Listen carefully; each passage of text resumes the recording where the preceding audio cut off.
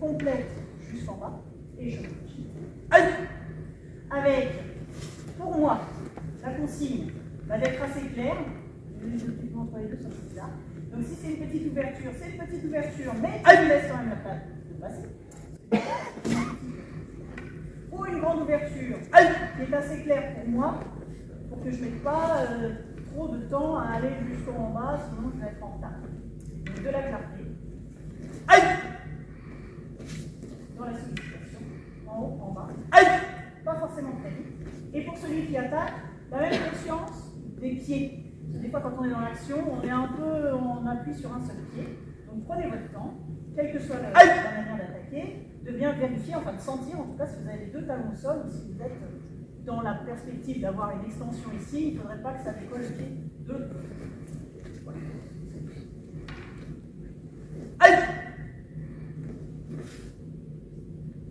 Voilà. Juste ça.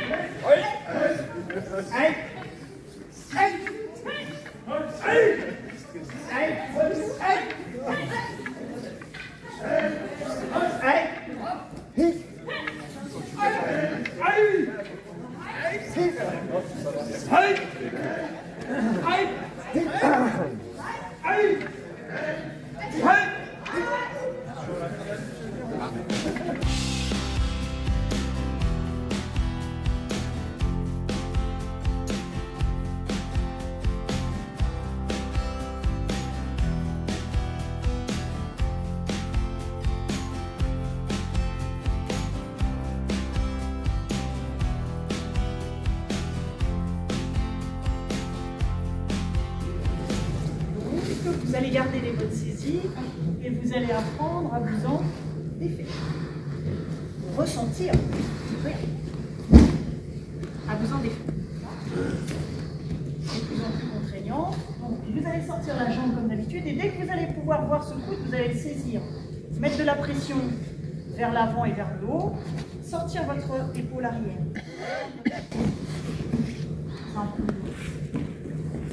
Retrait de la jambe. Là, je ne fais pas le mouvement avec la tête, volontairement, parce que je veux que vous utilisiez le travail à contre-hanche. Comme tout à l'heure, si vous avez besoin de passer sur le talon en levant le talon, c'est possible aussi.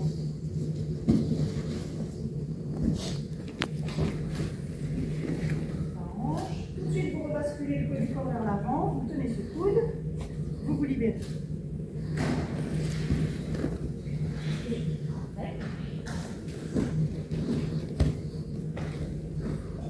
C'est pas fin. La hanche, toujours sur un même rail. Tournez pas trop le temps, sinon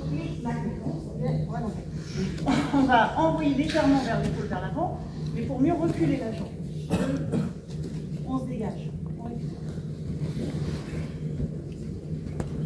Allez, danger.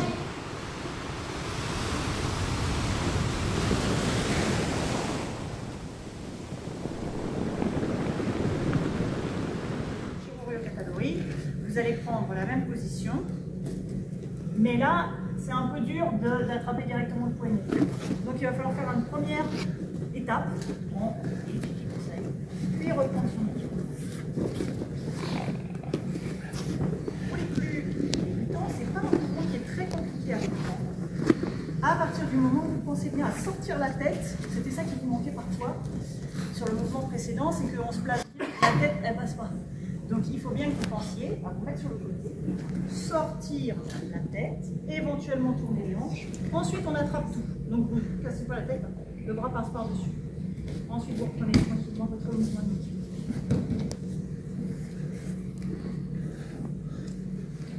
On se déplace. ramène tout. On reprend après, tranquillement sur le dos. Les jambes, les bras. Si vous avez vu, ça apprend à travailler dans la contrainte. Donc la jambe sur le côté, là ça ne va pas passer. Donc on va descendre, on va tout embarquer.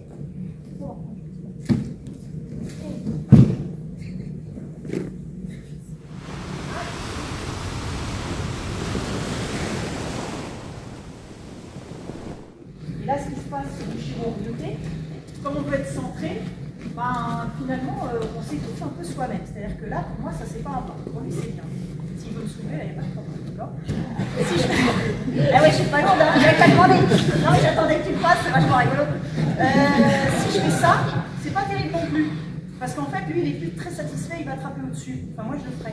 Oh, ouais, te sens pas, mais même après le corps, vas-y, fais-toi plaisir. Ah, je fais pas. Donc, bref, il faut que vous soyez aussi à l'aise vous-même quand vous êtes dans cette position-là. Et c'est en partie autour de vos coudes. C'est pas facile à ressentir, parce qu'on est un peu dans sa recherche, on se dit, ah ouais, il faut être centré. Mais là, moi, je suis pas bien. Moi, j'ai cru pendant longtemps que c'était là, mais je suis pas bien non plus. Donc, en fait, c'est un peu plus là. Pour que David, il soit à la fois concerné, c'est sur lui, mais qu'il puisse facilement reprendre sa saisie. Donc, vous allez passer sur Ushiro Ryo Ijidori. Alors, pour tout le monde, je reprends Ushiro Ryo Ijidori, il faut bien tenir dans le bras, pas le kimono, c'est le Ryo Kata. Donc, il faut que la pince soit juste au-dessus de mes coudes. Et bien, vas-y, rentre tes doigts, comme ça. Donc, ça rentre, d'accord?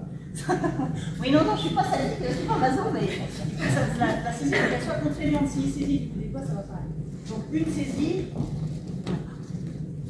Et vous allez avoir, c'est plus facile à mon sens d'avoir cette position là, telle que je vous parle avec les mains un peu ouvertes. Si vous êtes comme ça, vous allez sentir que ça va être quelque chose qui va pas. Pour proposer vos coudes, faites simple, hein. Montrez un peu plus les coudes. Pour l'instant, je me souviens, à partir de là, aucune naguette. Bien sûr. Il va falloir tourner les gardes. Tourner.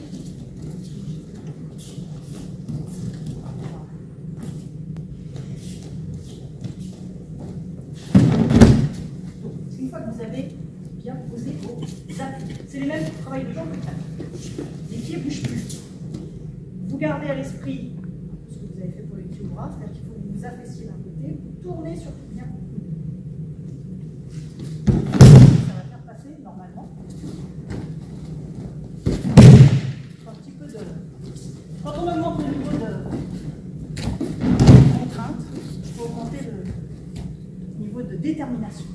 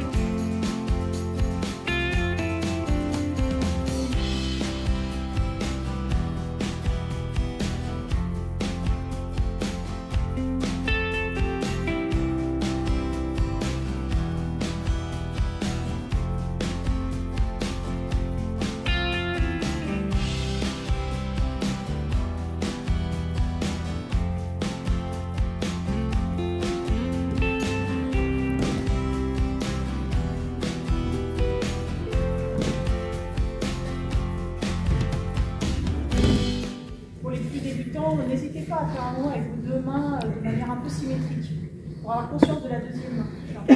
Avoir quelque chose qui soit symétrique au début, pour en avoir conscience. Pour les grader, même si vous faites d'une main sur l'autre, il faut que la deuxième main, vous la donniez. Il faut que vous la donniez, que ce soit vos hanches qui emmènent tout. Sans trop vous retourner comme ça, parce qu'après ça devient un peu ennuyeux. Et on fait bien son partenaire au sol. On la donne. Allez, on est parti.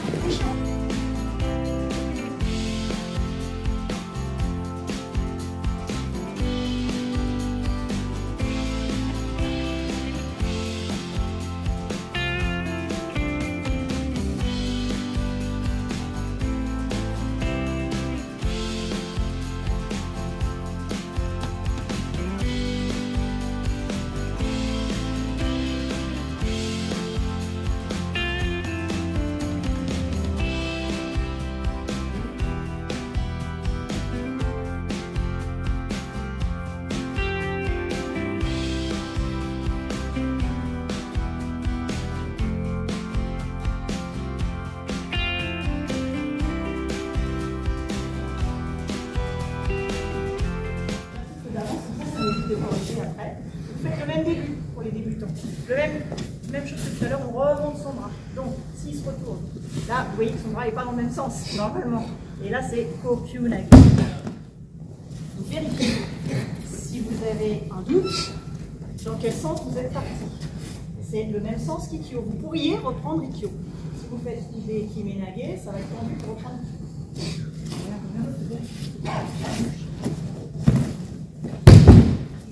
Si ça roule en chute avant, tranquille, vous prenez le temps, hein, posez vos appuis, on regarde où on va chuter, on va s'enrouler.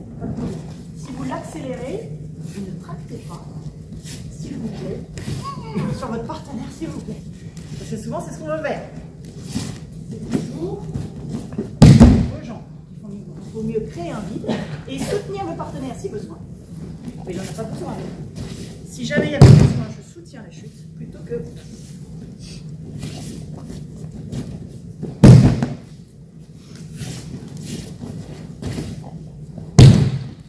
Et donc, ce qui est très important, là vous le faisiez bien de manière générale, c'est le hockey. Il faut que vous soyez bien en phase avec votre partenaire. Donc pour mon hockey, il y a toujours une idée de contrôle. Il ne tourne pas pour faire plaisir. Il tourne parce qu'à un moment comme la saisie, elle n'a pas marché, bah, il faut qu'il se replace pour contrôler mon bras. Comme je le sais, j'anticipe. Et on se retrouve en haut. Mais il faut quand même que vous ayez un partenaire qui vous suive. Pas la tête en bas, pas complètement statique. Voilà. Minimum, il faut qu'il se retrouve dans le bas. Et là, on peut commencer à dialoguer. Allez, changez!